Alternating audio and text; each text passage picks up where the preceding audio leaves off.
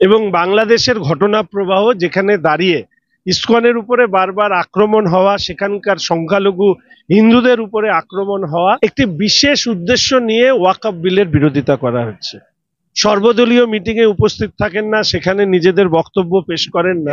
শুধুমাত্র ভোট বাক্সে ভোটার হয়ে থাকবেন নাকি নাগরিক হিসাবে মর্যাদা নিয়ে বাঁচবেন, এই প্রশ্নের মীমাংসা কিন্তু মুসলিম জনগোষ্ঠীর যারা আলোকপ্রাপ্ত ব্যক্তি তাদেরকে মানুষের সামনে তুলে ধরার প্রয়োজন। কোন জায়গায় তৃণমূল সরকার পৌঁছেছে এটা বিকাশ মিশ্রের এই অ্যারেস্ট থেকে বোঝা যায়।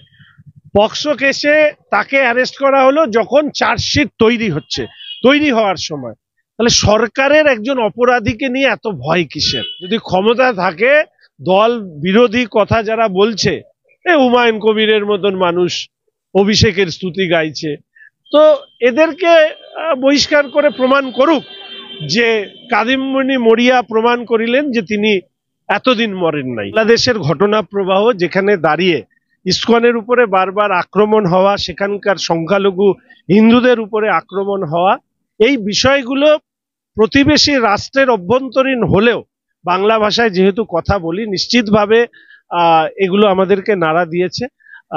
চিন্ময় মহাপ্রভুর নিঃশর্ত মুক্তির দাবিতে ভারতীয় জনতা পার্টি আমরা রাস্তায় দাঁড়িয়ে অবশ্যই আন্দোলন করব এবং আশা রাখবো দেশের সরকারের যদি এক্ষেত্রে কোনো ভূমিকা পালন করার থাকে তা সেই সরকার সেটা পালন করুক। এবং আমরা জানি যে আমাদের রাজ্যে যে সরকার চলছে, একের পর এক ঘটনা এই রাজ্যে ঘটেছে, যে ঘটনায় এই রাজ্যের সরকার তাদের যে মত প্রকাশ করেছে সেই মত কখনোই আমার মনে হয়নি যে এই রাজ্যের সংখ্যালঘুদের পক্ষে। ইভেন আমি যেখানে থাকি, ফাঁসি দেওয়া বলুন বা ফালাকাটা বলুন, বিভিন্ন জায়গায় হিন্দু দেবদেবীদের মূর্তি নিয়ে যে ঘটনা ঘটানো হয়েছে সেটা একবারই কাম্য ছিল না। একটি বিশেষ উদ্দেশ্য নিয়ে ওয়াকফ বিলের বিরোধিতা করা হচ্ছে। সর্বদলীয় মিটিং এ উপস্থিত থাকেন না, সেখানে নিজেদের বক্তব্য পেশ করেন না। পশ্চিমবঙ্গের মাটিতে ওয়াকফ নিয়ে বলা হচ্ছে, তারা মনে করছে যে সম্প্রদায় আমাদেরকে ভোট দিচ্ছে তাদেরকে খুশি রাখতে পারবে। আমার মনে হয়, এটা আমি আগেও বলেছি, যে সংখ্যালঘু জনগোষ্ঠী, মুসলিম জনগোষ্ঠীর মধ্যে শিক্ষিত অংশের মানুষ যারা আছেন তাদের অন্তত এটা বোঝা উচিত যে এই মুসলিম বা সংখ্যালঘু মানুষদের মাথায় তা টুপি পরিয়ে তাদেরকে বোকা বানিয়ে যেভাবে এই রাজ্যের তৃণমূল সরকার তাদেরকে ব্যবহার করছে শুধুমাত্র ভোটের লক্ষ্যে, সেটা তার বিরুদ্ধে মুসলিম জনগোষ্ঠীরই একটা জনজাগরণ হওয়া উচিত। আমি নিজে ভবানীপুরে থেকেছি, সেখানে সংখ্যালঘু অধ্যুষিত অঞ্চলে আমি যেভাবে তৃণমূল কংগ্রেসে একতরফা ভোটিং দেখেছি, আর সেই অঞ্চলের উন্নয়নের প্রশ্ন ছিল শূন্য। ফলে শুধুমাত্র ভোট বাক্সে ভোটার হয়ে থাকবেন নাকি নাগরিক হিসাবে মর্যাদা নিয়ে বাঁচবেন, এই প্রশ্নের মীমাংসা কিন্তু মুসলিম জনগোষ্ঠীর যারা আলোকপ্রাপ্ত ব্যক্তি তাদেরকে মানুষের সামনে তুলে ধরার প্রয়োজন।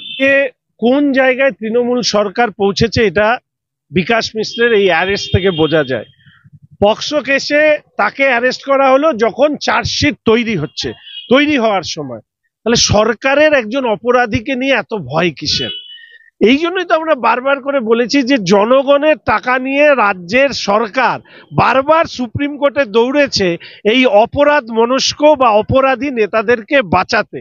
ফলে স্বাভাবিকভাবেই মানুষের মনের মধ্যে এই সন্দেহ উদ্রেক হওয়াটাই স্বাভাবিক যে বিকাশ মিশ্রকে এই অ্যারেস্ট করার পেছনে অবশ্যই বড় কোনো কারণ আছে, যেখানে দাঁড়িয়ে অনেকেই বলছেন যে অভিষেক বা তথাকথিত ভাইপো তাকে আড়াল করবার জন্যই বিকাশ মিশ্রকে সাময়িকভাবে তাকে অ্যারেস্ট করা হয়েছে। কিন্তু একই জিনিস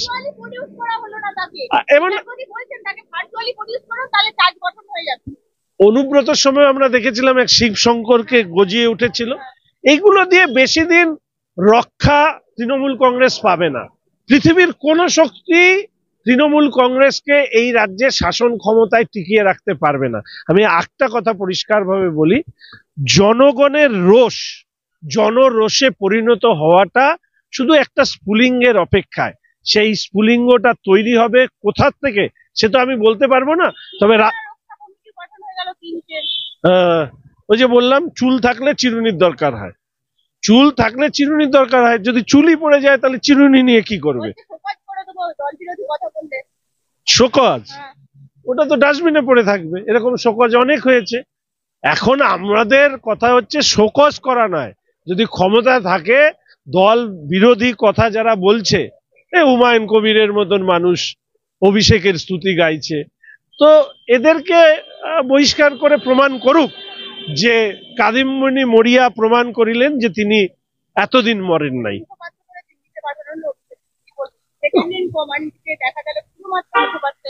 যেই মুখপাত্রের কথা আসলো হঠাৎ করে আমার মনে হলো পুলিশের প্রিজেন্ট ভ্যানে ধপধপ করে থাপ্পড় মারা, তিনিও তৃণমূল কংগ্রেসের মুখপাত্র, তার যে অতীত চেহারা ভবিষ্যতে যিনি এখন হলেন তার ভবিষ্যতে হবে কিনা তারই একটা সিগন্যাল দেওয়া হলো।